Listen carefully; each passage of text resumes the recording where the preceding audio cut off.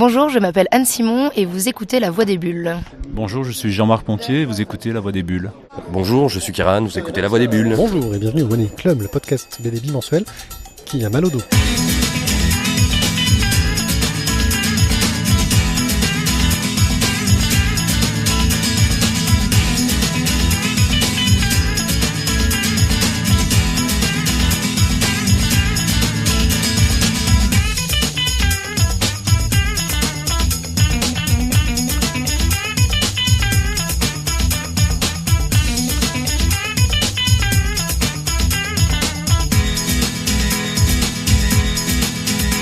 Bonjour les gens.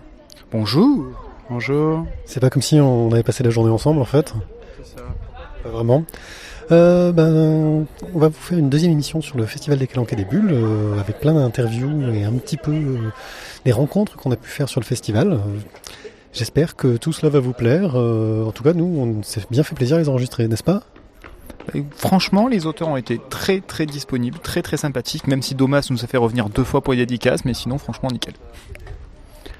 Ouais. Voilà, devant tant d'enthousiasme, je crois qu'on va pouvoir enchaîner sur une interview. Toujours en direct du Festival des Calanques et des Bulles, avec nous, Anne Simon. Anne, bonjour. Bonjour. Donc tu es au festival pour parler de ton actualité, quelle est-elle ?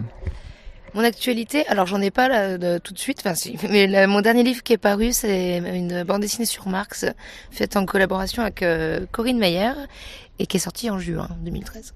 Donc c'est le 2e tome d'une collection, le premier était sur Freud, pourquoi ces choix ?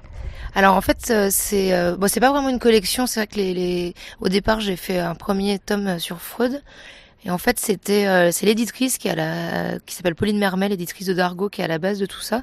En fait c'était suite à la polémique de Michel Onfray qui avait un peu tiré sur Freud. Elle s'était dit qu'il y avait eu aucune bande dessinée faite sur lui, et alors c'est pour un petit peu le réhabiliter, pour dire pourquoi il est encore toujours important dans notre société actuelle. Donc elle avait pensé à moi au dessin, et ensuite elle a demandé à Corinne Meyer, qui est psychanalyste en fait, d'écrire le texte.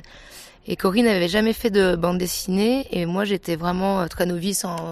J'avais lu quelques ouvrages de Freud, mais j'avais pas la prétention d'être une spécialiste. Et en fait j'avais jamais travaillé avec un scénariste, et en fait tout s'est bien passé, la mayonnaise a bien pris. Alors qu'au départ, c'est un mariage forcé, quoi. Enfin, c'est Dargaud qui m'a proposé ça, quoi. Et ensuite, Dargaud m'a laissé choisir le papier de couverture, un peu, et on en a fait un deuxième sur Marx. Et c'est pour ça que c'est vrai que ça fait esprit collection, parce que voilà, j'ai quand même essayé de trouver une cohérence en fait dans les couvertures.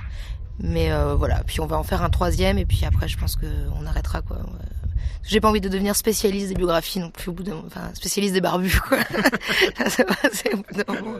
Le prochain, ce sera qui ? Fidel Castro Alors, il est pas barbu, il est co-moustachu, ça sera Einstein. Sur ces 2 premiers albums, donc je suppose que ce sera pareil sur le 3e, tu as un choix de couleurs qui est assez limité, pourquoi ? J'allais dire parce que je suis limitée, mais c'est... que ces couleurs-là, du coup, il y a que ça. Non, en fait, moi, c'est vrai que j'ai vraiment du fanzina au départ, et je faisais beaucoup de BD noir et blanc. Je pense que aussi, je viens d'une génération, on a été pas mal, par exemple, inspiré par des maisons d'édition comme l'association Cornelius. C'est vrai que j'ai un dessin qui est assez fouillé, avec pas mal de traits, un peu, on va dire, style gravure, quoi.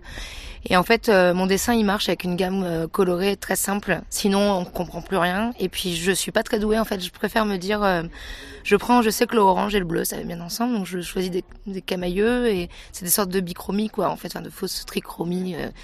Et voilà. Et après, j'essaye de voir, par exemple dans Freud ou dans Marx, quand on parle de leur théorie, par exemple, je vais choisir une gamme colorée précise. Quand il est chez lui, que c'est du quotidien, je choisis une autre gamme colorée.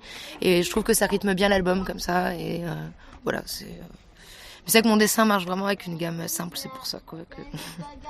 Tu as également sorti, mais là tu étais et au scénario et au dessin, La Geste d'Aglaé, tu peux nous en parler ? Alors La Geste d'Aglaé, c'est une sorte de saga que j'ai commencé il y a longtemps, donc chez Misma, en fait, dans la revue Dopututo, qui était un fanzine et qui est devenu maintenant une revue biannuelle.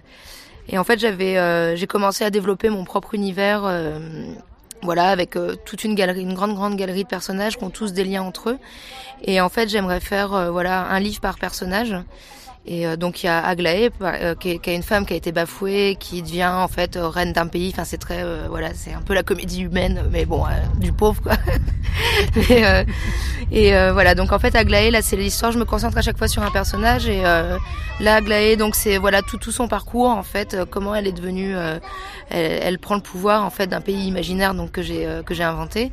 Et ensuite, elle devient mère, et là, elle devient l'esclave de son fils. Enfin bon, voilà, c'est tout un truc, quoi. Elle a un amant, elle a un mari, enfin bon, voilà.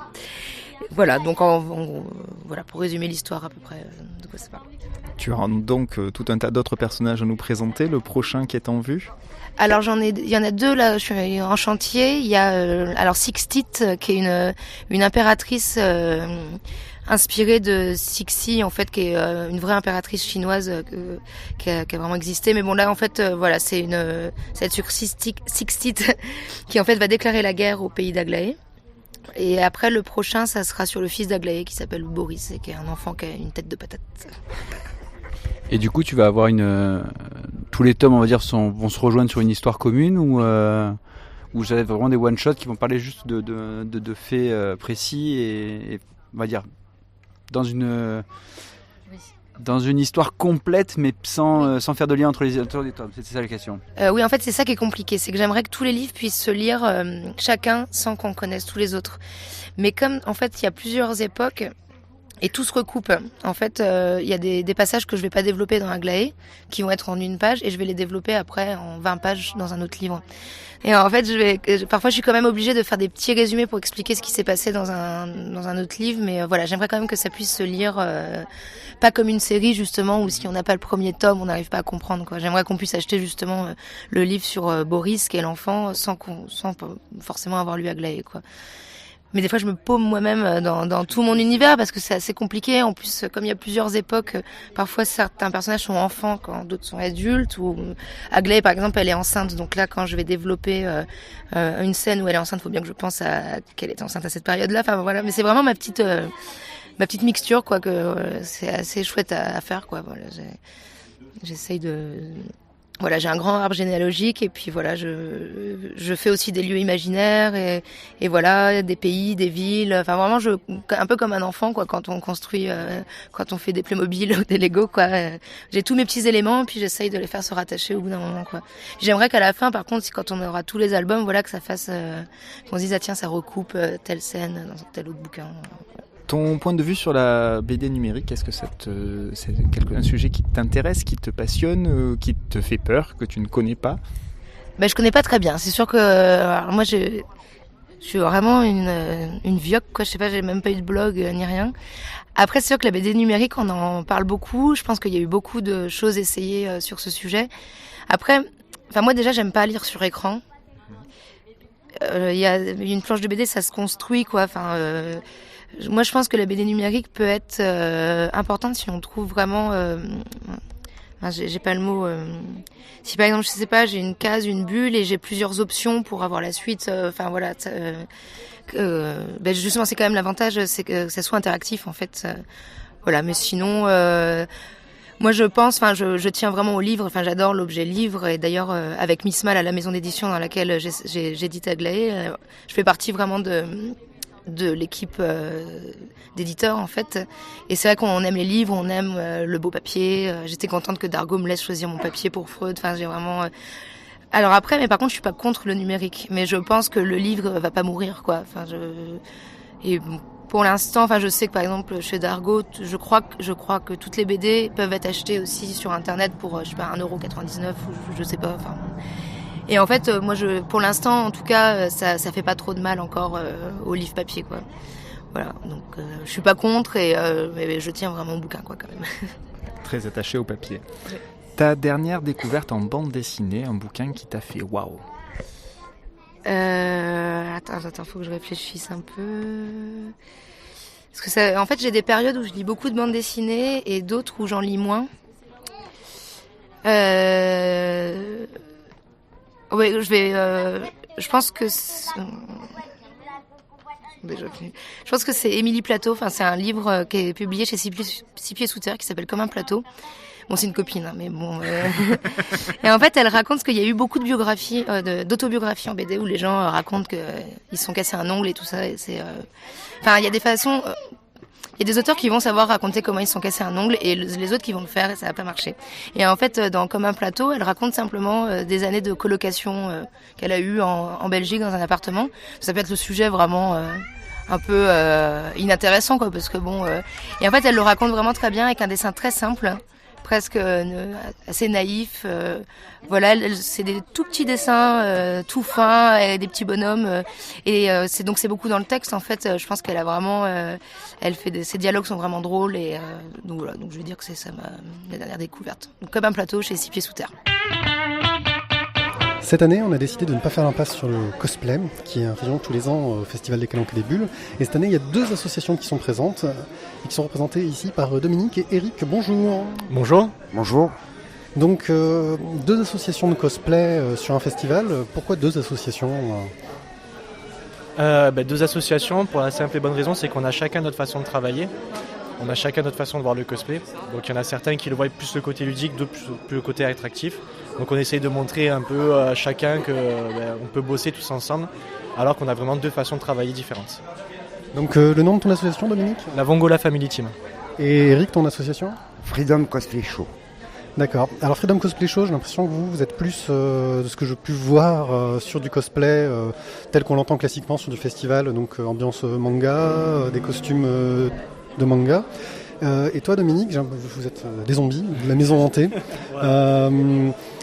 Les gens qui viennent pour le cosplay, c'est des membres de l'association, ou il y a d'autres gens qui viennent d'un peu partout et qui profitent de ce genre d'événement pour partager leur passion avec d'autres personnes?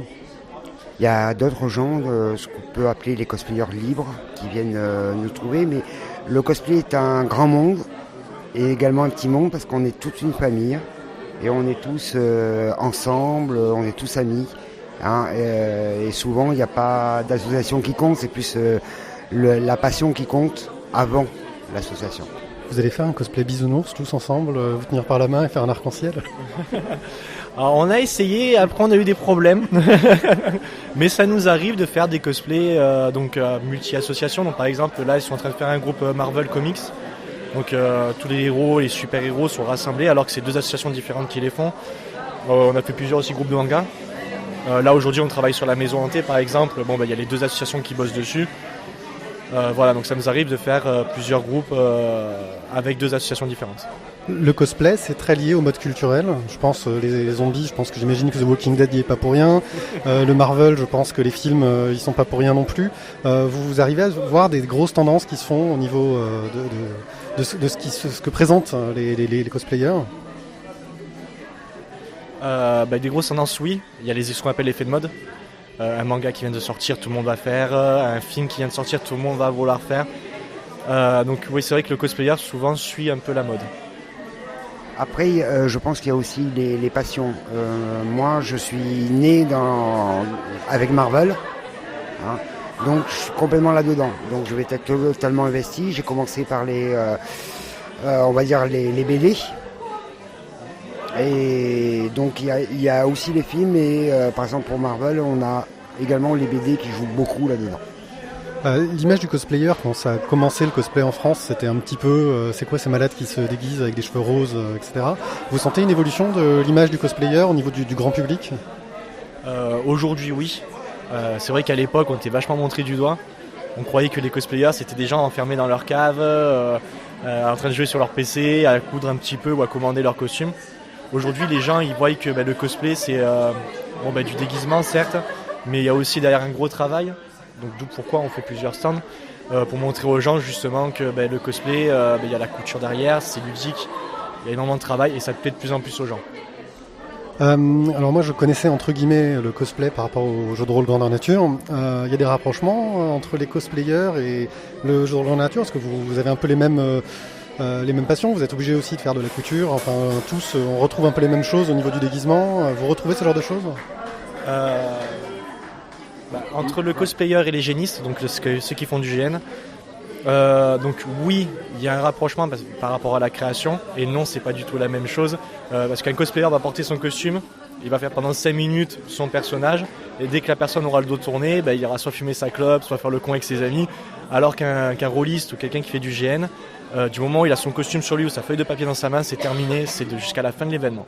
Oui, le GNiste, il doit porter son équipement en général pendant plus de 24 heures et j'imagine que le cosplayer, si c'est moins confortable, c'est pas très grave. Voilà, c'est ça. C'est clair. Voilà. Moi, je pense que le cosplayer, on est dans la liberté. Donc, on joue notre rôle parce qu'on fait également du roleplay sur scène en l'occurrence, mais on arrive à déconnecter notre perso, ce qui n'est pas le cas des RPIs ou des génistes. Le cosplay, ça pourrait être une ouverture vers la mode, faire quelque chose d'original, faire des designs originaux, travailler des costumes qui changent, faire des alternances, quelque chose qui ne soit pas forcément dans une œuvre culturelle connue. Alors ça marche déjà au Japon. Voilà, au Japon, ça existe déjà. Après, oui, ça pourrait arriver vers une ouverture de mode. Quand on regarde Lady Gaga, ça arrive au fur et à mesure. Il y a certains cosplayers que je connais qui font ce qu'on appelle de la créa personnelle. C'est-à-dire qu'ils créent des personnages totalement fictifs, qui vont jouer un rôle, mais aucun de ces personnages ne sont dans un manga, un film ou autre. Ils l'inventent eux-mêmes. Donc ça arrive en France, ça commence à être un peu la mode. Et la créa perso, c'est vraiment quelque chose que les gens vont laisser partir leur imaginaire. Le cosplay, donc c'est une passion, c'est un loisir, mais est-ce qu'il peut commencer à y avoir des débouchés, je dirais entre guillemets commerciaux, ne serait-ce que pour que l'asso puisse acheter du matos, etc. Je pense des événements de com que pourrait faire une boîte qui sort une BD, un film ou quoi que ce soit. Est-ce qu'ils font appel aux cosplayers ? Alors ça arrive souvent. Par exemple, on travaille aussi avec une autre association qui s'appelle la League of Replica, qui eux par exemple sont en contrat partenariat avec Konami France. Quand ils sortent un jeu vidéo tel que Castlevania ou Metal Gear Rising, ils font appel à eux, ils font la création du costume, ils montent sur Paris pour la démonstration du jeu. Donc il y a tout ce qui est sortie jeu vidéo, sortie de film. Après, est-ce qu'il y a des débouchés ? Oui, moi par exemple aujourd'hui, je suis patron d'un magasin donc sur le monde du manga, jeux vidéo et cosplay. Les cinémas font appel à nous aussi pour les sorties de tout ce qui va être Naruto le film, One Piece, Fairy Tail, des petits trucs comme ça. Donc oui, aujourd'hui, on fait de plus en plus appel aux cosplayers pour les sorties de jeux vidéo ou de films. Il y a des gros événements qu'il ne faut pas rater quand on est cosplayer ? Les plus gros, on va dire en France, ça va être Japan Expo, le GoPlay One, Paris Games Week, il allait le dire. Le Bar Cosplay. Oui, la Japan Expo Sud qui n'a pas lieu cette année mais qui aura lieu l'année prochaine au mois de mars. Si tu en as un ou deux autres encore en mémoire. En mémoire, il y a Lord of the Geek, TGS. il y a Geekopolis, TGS, il y en a énormément. En fait, il y a une convention par week-end. La moyenne d'âge des cosplayers, parce qu'on a tendance à les imaginer des ados, des jeunes. Vous n'êtes pas des ados, vous n'êtes pas des jeunes. Est-ce qu'il y a une moyenne d'âge ? Est-ce qu'il y a un profil du cosplayer typique ? Alors, profil du cosplayer typique, ça va être entre 15 et 20 ans. Ça sera vraiment les cosplayers. Après, la moyenne d'âge aujourd'hui en France, ça part de 4 ans jusqu'à 89 ans pour le plus vieux. Exact. Moi-même, j'en ai 51. Et j'ai commencé le cosplay avec la mode aux États-Unis, c'est-à-dire en 84. Et même si j'ai arrêté un petit moment, on n'a pas arrêté. Donc, je veux dire, je crois qu'il n'y a pas d'âge pour faire du cosplay. Ok, merci beaucoup. Est-ce que vous avez des sites internet sur lesquels on peut vous retrouver, avoir des infos sur vos associations ? Eh bien, pour la Vongola, le Facebook, donc Vongola Family Team. Et pour Freedom Cosplay Show, la même chose, Freedom Cosplay Show sur Facebook. Merci beaucoup, bon festival. Merci. Bonne journée. Mais qui voilà, c'est Juliette. Mais Juliette, tu vas co-animer avec moi la conférence sur le voyage tout à l'heure. Pas trop stressée ? Si, complètement. Complètement. Je pense que je vais être rouge tomate quand je vais prendre le micro. Mes mains vont trembler absolument, mais ça va être très très drôle à mon avis. Tu as déjà fait ce genre de prise de parole en public ? Jamais, au grand jamais. Mais c'est une grande première, c'est un challenge personnel et je promets de le relever avec grand brio. Oui, on va faire un truc au top, je pense que... on va être bien. Oui, non, mais de toute façon, en fait, tu fais un truc, tu laisses par les pieds, il fait tout seul. Le plus dur, c'est d'arriver à parler, en fait. Il m'a prévenu la première fois que je l'ai rencontré, il m'a dit mais tu vas voir, le plus dur pour toi je pense c'est d'arriver à poser quelques questions, donc à mon avis je vais juste avoir à m'asseoir et à sourire en faisant des coucous au public de temps en temps. Juste prix. Tu connais, voilà, j'allais te dire, tu connais la roue de la fortune. Ok, bah tout à l'heure pour la suite. À toutes. Nous sommes toujours au Festival des Calanques et des Bulles en compagnie de Jean-Marc Pontier. Jean-Marc, bonjour. Bonjour. Donc, je t'ai découvert pendant le festival, pour être tout à fait honnête sur la programmation, et donc je suis tombé sur Peste Blanche. Est-ce que c'est ton dernier album ? Alors non, Peste Blanche, c'est mon avant-dernier album, puisque depuis j'ai fait Jean Eudes, toujours chez les Enfants Rouges, et même avant j'avais fait Bill Braxton, qui suivit de très près un petit album qui se passe à New York. Donc c'est pas tout à fait le dernier. En revanche c'est le plus connu parce qu'il est actuellement sélectionné pour le prix littéraire des lycéens et des apprentis de la région PACA pour la session 2014. Voilà. D'accord, ça me permet de faire une petite transition sur ta formation dont tu nous as parlé brièvement tout à l'heure. Est-ce que tu peux te présenter là-dessus ? Alors oui, j'ai fait une formation lettres histoire de l'art. Donc à l'époque du fossile que je suis, c'était ça s'appelait un bac A7. Voilà, et ensuite j'ai fait une fac de lettres et avec en parallèle des options en histoire de l'art, et j'ai toujours pratiqué à titre personnel le dessin, la bande dessinée et l'écriture. D'où du coup le penchant vers on va dire un roman BD, parce que ça a du fond un petit peu comme un roman au niveau de l'histoire, et puis par contre quand même une utilisation graphique en plus justement. Qu'est-ce que selon toi elle apporte ce plus graphique ? Voilà, plus précisément, moi j'appelle ça des romans graphiques. Voilà, comme ça, les deux termes me paraissent très importants et complémentaires l'un et l'autre. Alors, comme je disais tout à l'heure, certains dessins, je trouve, expriment parfaitement quelque chose, une situation, un sentiment, une impression subjective d'un personnage, beaucoup mieux que le ferait, par exemple, un long texte développé. Voilà. Donc, j'essaie de jouer entre les deux. Ne pas noyer le lecteur sous trop de texte non plus, parce que je sais que mes bandes dessinées sont assez verbeuses, et en même temps voilà, faire un équilibre entre les deux, ça m'a toujours paru le challenge dans un roman graphique. C'est assez fort pour un prof de français, pour le coup, de compléter le propos par un dessin, en disant simplement que les mots sont pas toujours suffisants.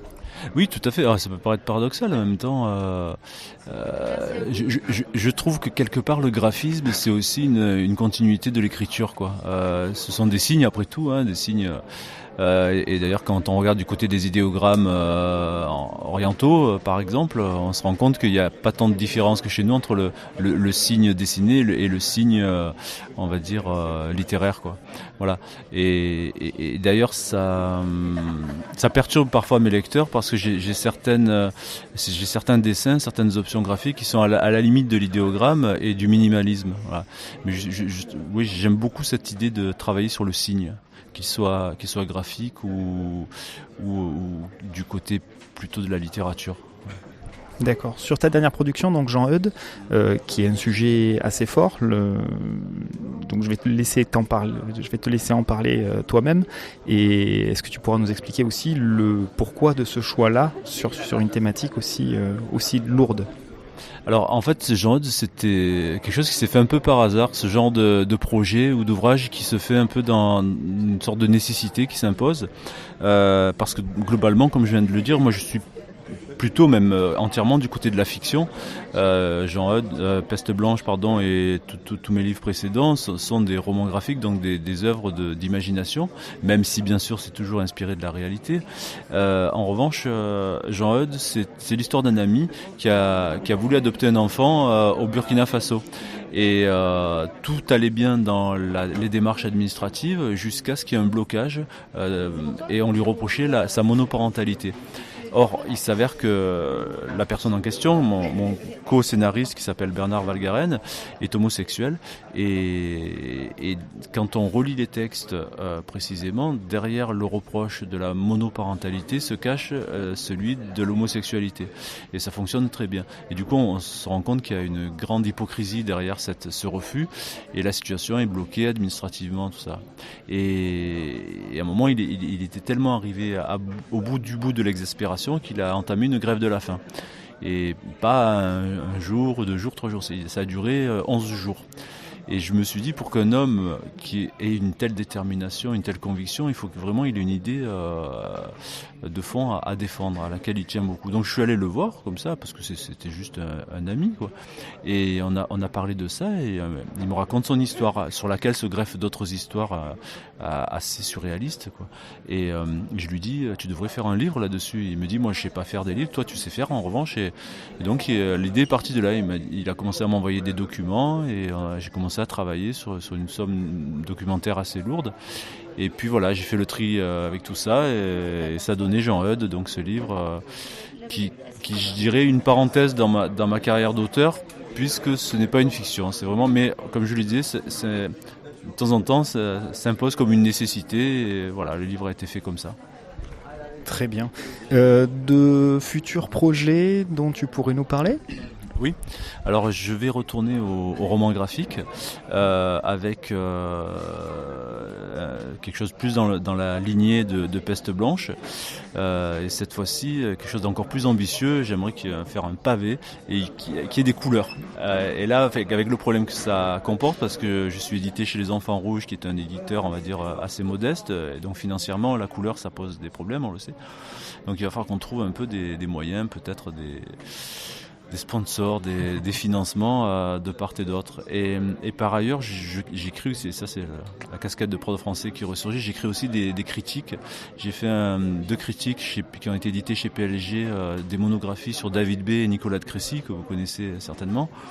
Et là, j'ai un projet non pas de monographie, mais je dirais de problématique sur Hergé. Voilà, c'est quelque chose que j'ai commencé depuis 15 ans, et donc j'ai ce chantier en cours qui va bientôt être finalisé et certainement publié chez PLG. Voilà, en gros, je travaille, j'interroge sur le rapport de Hergé au lecteur, et comment il arrive à jouer avec son lectorat, et comment le lecteur des aventures de Tintin est un acteur à part entière, en fait.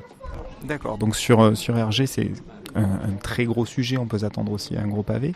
Moi, j'ai rencontré justement celui de David B, qui est un auteur que j'ai particulièrement apprécié. Pourquoi ce choix-là ? Qu'est-ce qui t'a fait choisir cet auteur ? Alors, David B, je le lis depuis très longtemps. Je suis un grand fan, grand admirateur, parce qu'il faut peut-être rappeler que ça a été un des premiers, sinon le premier, à travailler sur le rêve, sur l'autobiographie en rêve, à se raconter. Il y a aussi son célèbre L'Ascension du haut mal, où il raconte l'épilepsie de son frère. Et justement, on parlait des signes tout à l'heure. Lui, il est très proche de l'icône, de la mise à plat. Il y a toute une mythologie chez David B qui me passionne. Et donc j'avais commencé à écrire un peu comme vous, finalement, pour une radio qui est du côté de Toulon, qui s'appelle Radioactive, des chroniques un peu sur David B. Et donc j'avais une somme de documents comme ça, et un jour, alors que j'étais à Angoulême pour mes propres livres, je me suis retrouvé par hasard en face des éditions PLG. J'ai vu qu'ils éditaient ce genre de monographie, notamment sur Baudouin, tout ça. Et donc j'ai vu Philippe Morin, l'éditeur, et je lui ai parlé de David B. Il m'a dit que ça l'intéressait, donc je lui ai envoyé le manuscrit, et ça lui a plu. 15 jours après, je recevais un contrat. Et après, on a fait la même chose pour Nicolas de Crécy. D'accord, très bien. Je vais te poser une question traditionnelle. Quelle est ta dernière découverte en bande dessinée ? Un bouquin que tu as croisé et qui t'a fait un gros waouh ? Alors, curieusement, je lis peu de bandes dessinées, je dirais. Surtout, je n'en lis pas pendant que je suis moi-même en période de création, parce que ça vient trop me phagocyter l'esprit.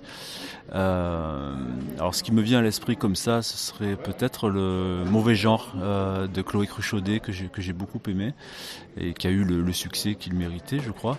Voilà. Après, ce qui me vient, c'est ma collègue là, qui est pas loin de moi, donc qui s'appelle Anne Simon, et qui fait des choses, quelque chose sur Freud, et puis un petit livre qui s'appelle La geste d'Aglaé que j'ai beaucoup aimé. Voilà, c'est les deux exemples qui me viennent à l'esprit, plus bien sûr le dernier David B, le 3e volume des Complots nocturnes, qui est sorti relativement récemment, que j'ai acheté à Angoulême. Donc voilà.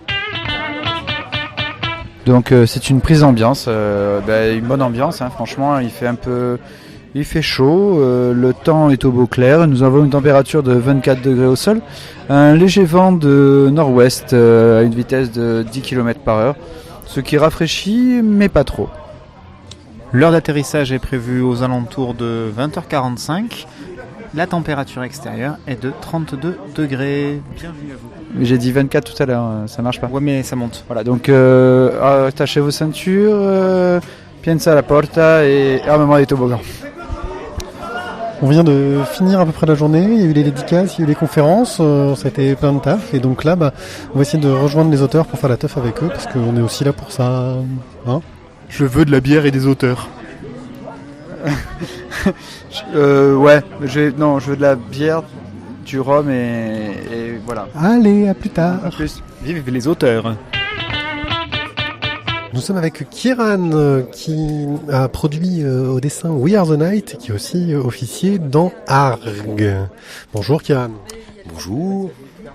Donc Kieran, We Are the Night est un récit choral super complexe, avec une tonne de personnages. T'avais un storyboard de malade au niveau du scénario. Est-ce qu'Antoine Ozanam avait commencé à t'expliquer vraiment au niveau du board comment ça marchait, ou est-ce que tu as eu une grande liberté artistique ? Alors au niveau du board, j'ai fait absolument ce que je voulais. Antoine me donnait les pages en fait au fur et à mesure, ce qui fait qu'il y a des choses sur des personnages comme Lorenzo dont j'ignorais tout, et où j'ai eu des découvertes en même temps que le public, comme le public l'aurait fait en fait dans le livre. Donc c'était assez rigolo en fait de pas connaître tous les tenants et les aboutissants de l'histoire. C'était pas un peu compliqué au niveau de la narration justement, pour avoir quelque chose de clair, de pas savoir où tu allais, surtout quand on a autant de personnages quoi. C'était surtout plus compliqué parce que je savais pas combien de personnages j'allais avoir au final en fait. C'était plutôt ça le vrai challenge, c'est-à-dire qu'on a commencé sur 9-10 personnages dans le tome 1 et on passe à quasiment 27 au final dans l'histoire. Donc c'est vrai, c'est surtout les recherches de perso, à un moment où on place un perso et puis on sait pas si on va le revoir dans 10 cases, donc on est obligé de bien le placer direct, de le caractériser assez fortement pour que, comparé aux autres, il soit pas dissonant. Du coup, c'est vrai que ça a été un sacré boulot au niveau personnage, quoi. Mais c'était pas tellement mon problème, les persos, c'était plus les décors en fait. Il y a des personnages que tu as caractérisés et qui en fait ont servi à rien, et des personnages qui t'ont bien plu, genre... Des persos que j'ai caractérisés qui m'ont pas servi, honnêtement... Ouais, il y a une petite bande de gothiques qui interviennent dans la fin du tome 2 quand Charlotte descend dans une cave là, que j'avais bien caractérisé, que je pensais revoir après, et puis en fait qui ont complètement disparu de l'histoire. Mais comme c'était déjà vers la fin, ça va, j'étais assez rodé, donc les personnages sont sortis assez naturellement. Mais non, peut-être... J'en ai même oublié le nom du personnage. Marlin, si je dis pas de bêtises, le détective. Que j'ai designé rapidement dans le tome 1 parce que je pensais pas qu'il reviendrait, et qu'il revient dans le tome 2 puisqu'il affronte Valérie à un moment dans une bagarre, et je pensais vraiment pas le revoir, donc j'ai dû reconcevoir le personnage sous plusieurs angles. C'est assez c'est imprévu pour le coup. Tu parlais des décors, ça se passe à Lyon, donc c'est l'endroit où tu vivais. Vous n'avez pas été à un moment tenté de déplacer ça dans un autre endroit, quelque chose qui aille plus dans cet imaginaire du polar noir qu'on imagine plus américain d'habitude? Bah non, la volonté quand même à la base c'était vraiment de faire un truc qui se passe en France, pour dire faut arrêter avec ce mythe que le polar ça se fait qu'aux États-Unis, que ça se fait qu'avec des gros ricains, avec des gros flingues et tout. Au final il y a assez peu d'armes à feu. Là on place ça dans un cadre qui pour moi je trouve est assez bourgeois, c'est Lyon, parce que c'est une ville qui est très cossue avec des dorures un peu partout.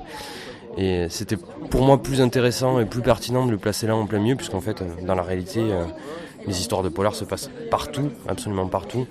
Donc le placer dans un cadre doré c'était quand même sympa, quoi. Actuellement, est-ce que tu vis de la bande dessinée ?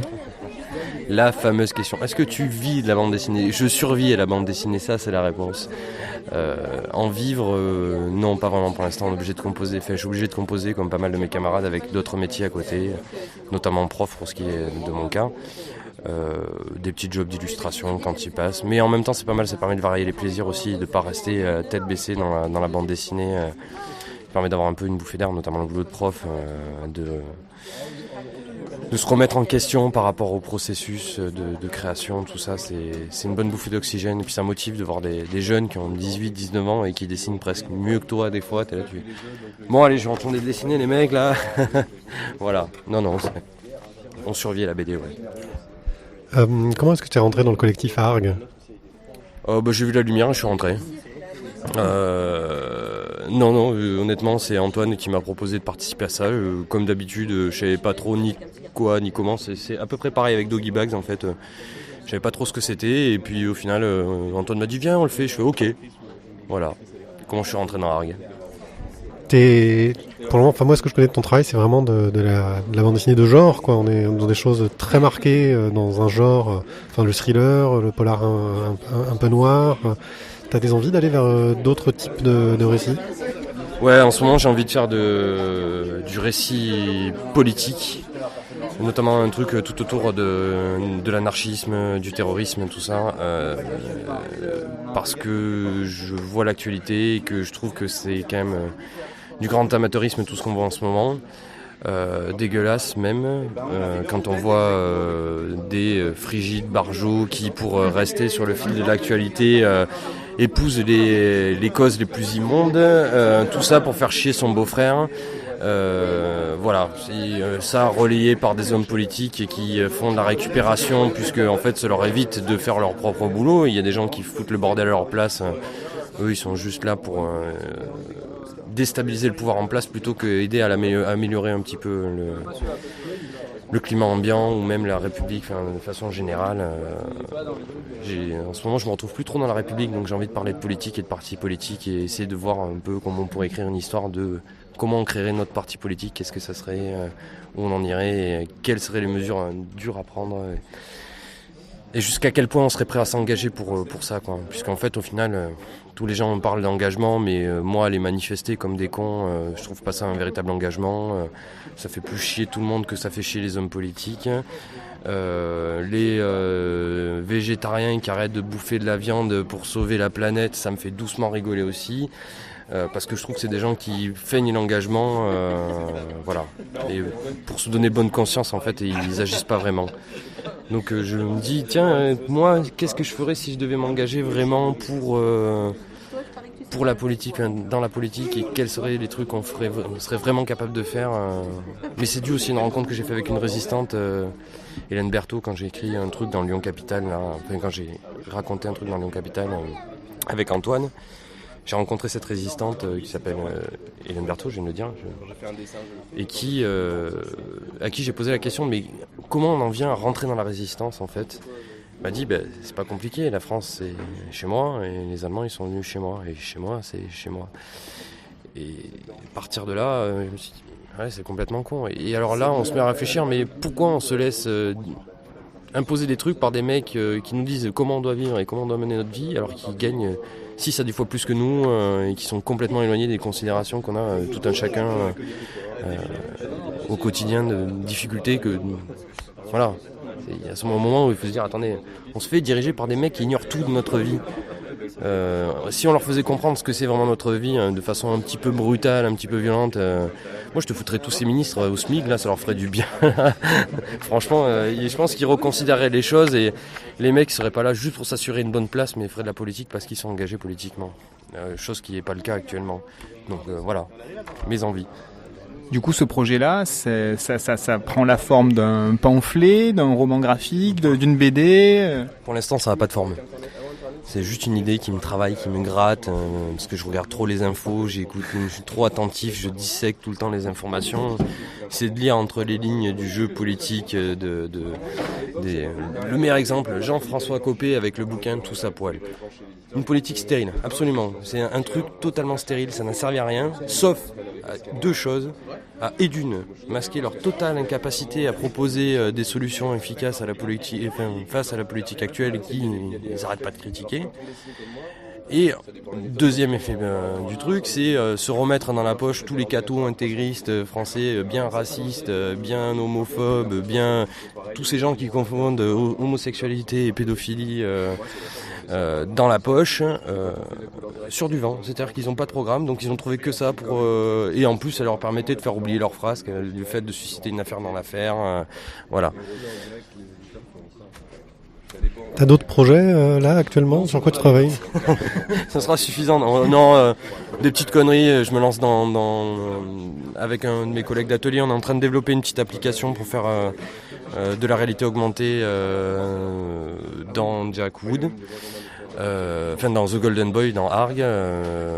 Sur le poster, là, on va commencer. Et puis après, peut-être faire des petits inserts dans la BD pour faire des petits bouts augmentés, mais pas autant que ce qu'on va faire sur le poster. J'en parle pas plus parce que pour l'instant, c'est un petit peu secret. Tu t'intéresses donc à tout ce qui est numérique autour de la BD. Tu t'intéresses un peu aux façons de raconter pour l'écran, pour le numérique? Non, j'essaie de voir quels sont les outils modernes qui sont pertinents pour faire de la narration. Pour l'instant, j'en ai pas trouvé. Le turbo média, c'est une connerie. Les e-books, ça marche pas. Enfin, c'est pas pratique de lire sur un truc. T'es obligé de zoomer, dézoomer. Tu lis des pages pleines de gras parce que t'as les doigts gras et ton écran il est tout gras et au final tu lis à travers du gras. Enfin, c'est pas terrible. Et je suis plus intéressé par les expériences de lecture augmentée. Je regarde un petit peu tout ce qui est c'est plus la réalité augmentée qui, je pense, peut apporter des choses en plus au livre qu'on n'a pas déjà, mais il faut pas le voir comme un média spécifiquement. On peut pas remplacer le livre. Le livre, c'est un livre. À partir de là, le reste, c'est un autre process. Moi, je fais du livre, j'essaie juste d'enrichir l'expérience de lecture par autre chose, quoi.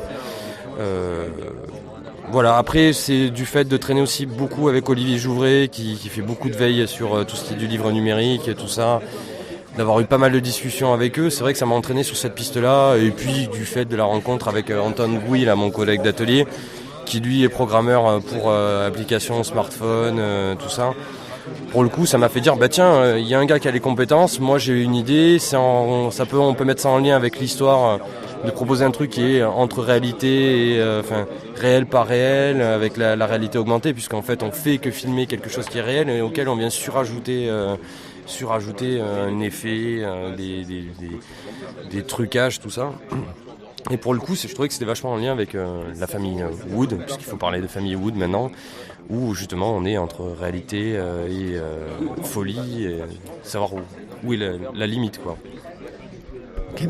Ta dernière découverte en bande dessinée, un truc que t'as fait waouh, que ce soit un truc vieux ou neuf, hein.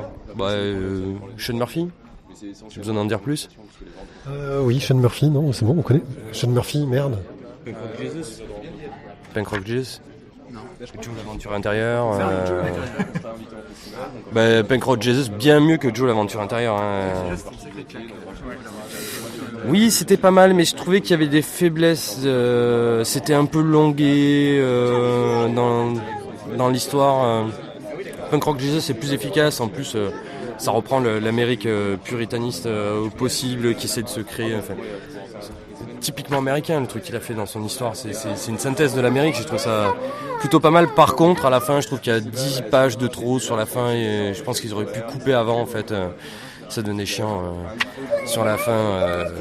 Il y a une espèce de fin, pour le coup, à l'américaine aussi, mais dans le mauvais sens du terme, plus hollywoodienne, voilà. C'est le seul truc qui m'a déçu, mais après c'est un dessinateur de fou furieux, un style. Puis moi qui aime bien ces ancrages bien tendus, le noir et blanc, ça fait tout pour me plaire. Ça faisait un moment que je le lorgnais, un pote me l'a prêté, je l'ai acheté juste la semaine dernière, faute de thunes.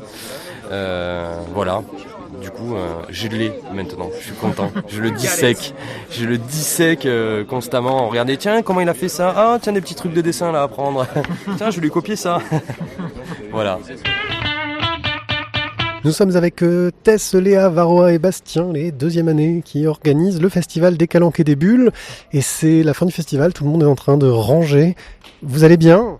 Oui, ça va aller. Ça va, super. En survie. Ils ont l'air tous un peu éteints, un peu fatigués. On sent qu'il y a eu peu de temps de sommeil. Est-ce que le festival s'est bien passé pour vous? Oui, franchement, c'était un super festival. Il a fait beau. On en a eu une super programmation. On a quand même des bons retours. Les gens étaient vraiment contents, les enfants, les familles. enfin dans l'ensemble, que des bons retours, hormis le fait qu'il y avait quand même moins de visiteurs que l'année précédente. Mais bon, ça, on sait pas. Pas précisément. On n'a pas compté encore, on ne sait pas précisément s'il y a eu moins de visiteurs. Mais c'est notre ressenti. La météo, parce que l'an dernier, vous disiez il pleut, il va pas y avoir beaucoup de monde, et là il fait beau, il n'y a pas beaucoup de monde, c'est-à-dire qu'il n'y a pas de bonne météo en fait pour un festival. Disons qu'aujourd'hui il faisait vraiment trop beau par contre, c'était vraiment un temps de plage, de calanque, il faisait super chaud. Donc voilà, je pense qu'il faut un milieu. Bon là il faisait tellement beau que finalement ça nous a peut-être desservi un peu. Je sais pas. Il y a plusieurs facteurs, il n'y a pas que la météo, parce que bon à Marseille qu'il pleuve ou qu'il fasse très beau, de toute façon les gens ont un peu du mal à se bouger à Lumini, enfin c'est vrai que ça serait au centre-ville, ce serait déjà plus simple. Après peut-être au niveau de la programmation, on avait peu de têtes d'affiche au niveau du franco-belge. L'univers comique super-héros, c'est vraiment des gros passionnés qui viennent. Après, peut-être au niveau de la communication sur les comics, ça a peut-être été fait tardivement, sur les blogs BD, etc. Après, il y a peut-être aussi un problème de communication, d'emplacement, au niveau du festival.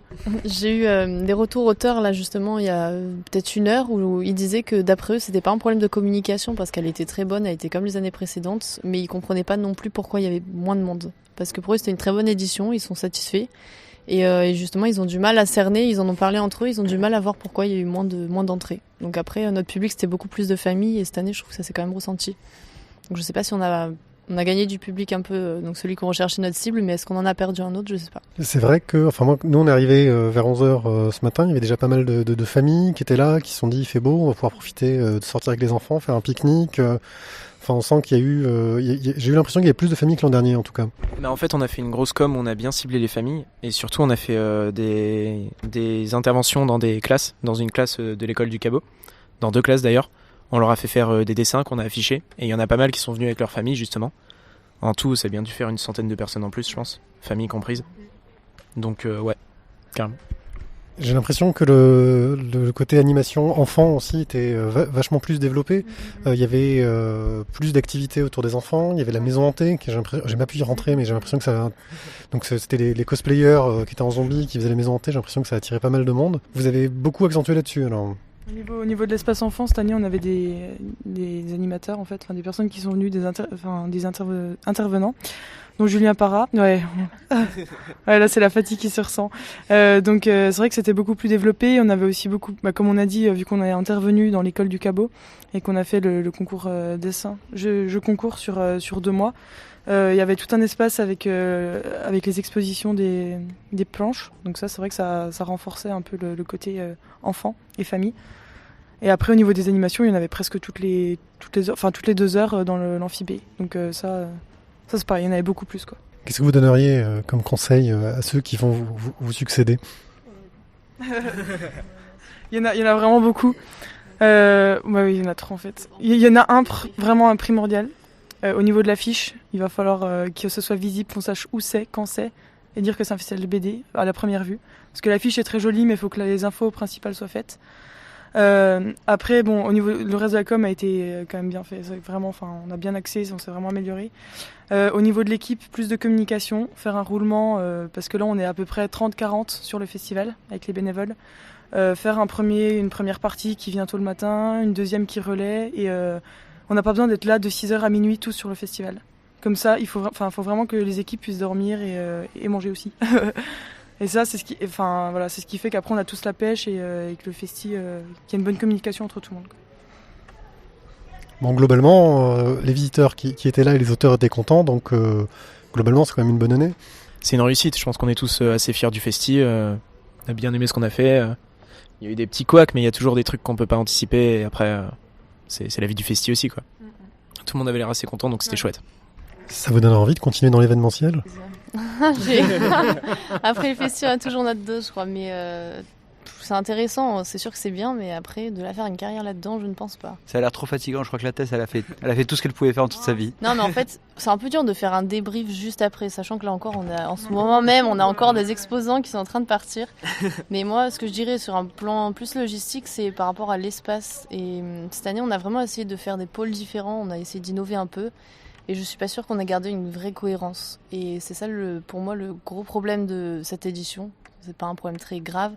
On a essayé de changer, mais je suis pas sûre que ce soit la meilleure façon. Il faudra vraiment penser l'espace autrement. Parce que là, comme ça, pour moi, c'est pas une pleine réussite. Pour moi, l'échec, il est là-dessus. C'est pas un énorme échec, mais... L'école, elle est pas... après, ce qu'on disait, c'est que l'école, elle est pas forcément faite pour un festival de BD. Donc c'est un peu mal fait, il y a plusieurs entrées, il y a le hall A, le hall B. Faut vraiment bien flécher, quoi. Parce que bon, on sait pas exactement où aller. C'est vrai que c'est pas facile. Mais pour rebondir sur ce que disait Tess, c'est vrai que l'événementiel, c'est bien de le faire. Non mais c'est bien de passer par là, de voir ce que c'est, découvrir, mais après de là à en faire sa carrière, enfin, faut vraiment être à fond tout le temps et ça demande vraiment beaucoup d'énergie et d'investissement pour un événement qui a lieu 2 jours quoi, sur l'année. Mais après c'est chouette de voir ça. Hein. Mais c'est une destination. Ouais, puis là vous êtes éclaté, vous manquez peut-être du recul, peut-être que dans une semaine vous direz « Oh finalement vous serez reposé ».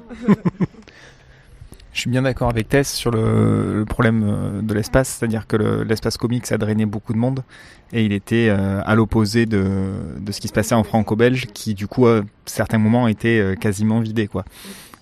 Et encore, moi je vois aussi le problème, surtout j'ai plus vu de l'autre côté, tu vois, parce que c'est vrai que le hall A c'est le hall principal et j'ai trouvé qu'il y avait l'espace ici complètement vide. Pour moi c'est complètement vide jusqu'à 14h quoi. Le matin concrètement on avait la moitié, on avait deux stands qui sont super et qui finalement ont vraiment perdu en visibilité alors qu'ils méritent autant que les autres d'être mis en avant et pour moi il est là l'échec, c'est par rapport à ces 2 exposants. On peut pas se permettre d'avoir ça, là c'était une première, mais on peut pas se permettre de renouveler cette erreur. C'est les dédicaces qui drainaient du monde et quand il n'y avait pas de dédicaces sur le pôle comics, il y avait quasiment plus personne dessus effectivement. Ok, est-ce que vous avez quelque chose à rajouter ? Est-ce que, à part que vous voulez vous reposer ?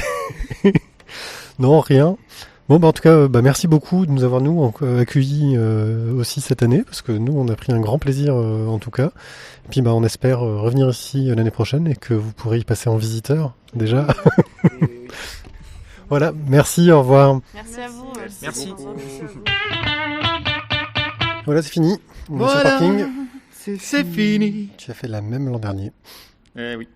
Oui, c'est faut que tu te renouvelles. Et donc, nous sommes sur le parking, nous allons rentrer. Mais oui, le festival est fini. Thio est vraiment fatigué, il chante. Ouais, c'est ça.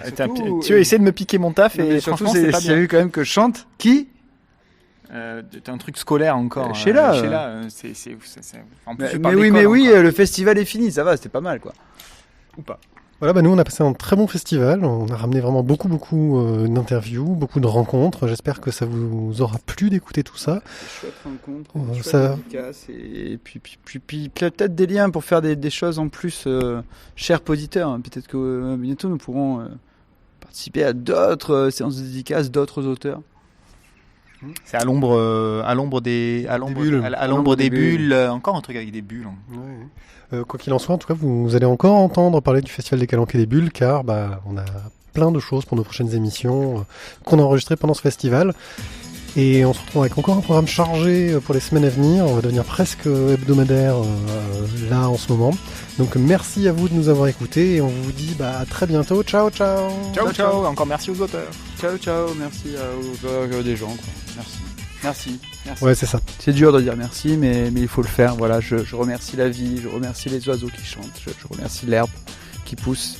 Et là, ici, les tombes des Pierrick. Et les tombes des Pierrick, de tous les Pierrick qui ont été tués par Pierrick Starsky. Merci.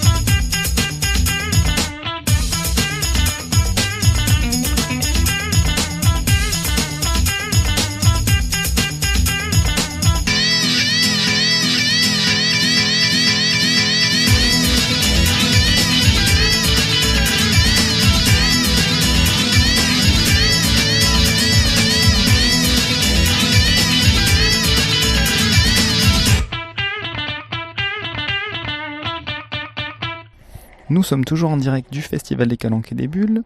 Avec nous, Anne-Simon. Mais tu vois, la seconde de blanc, tu vois, c'est pas bon. Nous sommes toujours en direct. La personne que tu vas interviewer, j'avoue que c'est là, je crois que c'est la première. Et je me suis dit, Claire va sécher, Claire va sécher. Je fais des effets comme ça. Avec nous, Pénélope Bagieux. Vas-y, on a qu'à faire une fausse interview de Pénélope Bagieux. On peut faire une fausse interview aussi. Ok.